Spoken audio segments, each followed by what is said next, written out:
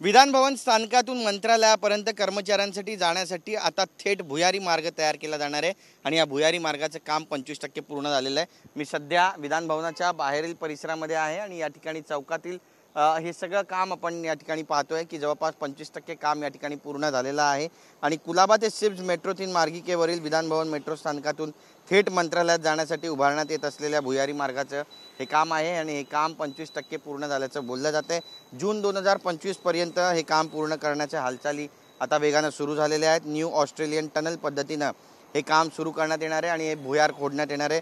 Mumbai metro railway corporation याची उभारणी करते आणि या मार्गामुळे मेट्रो 3 मार्गिकेच्या विधान भवन स्थानकाची मंत्रालयाबरोबरच विधान भवनाच्या नवीन प्रशासकीय इमारतीला याची जोडणी मिळणार असल्याचं बोललं जात आहे। दुसरा टप्पा जूनपर्यंत प्रवाशांच्या सेवेत दाखल होईल असं सुद्धा भाकीत आहे। त्यामुळे या भुयारी मार्गिकेचं काम पावसाळ्यापूर्वी पूर्ण करून मेट्रो 3च्या दुसऱ्या टप्प्याबरोबर सुरू करण्याचा MMRDAचा मानस आहे।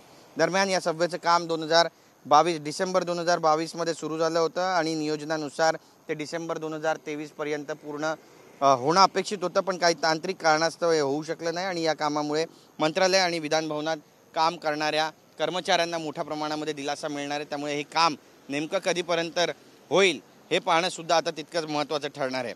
कॅमेरा पर्सन प्रेम मात्रेसह गिरीश गायकवाड TV9 मराठी, मुंबई।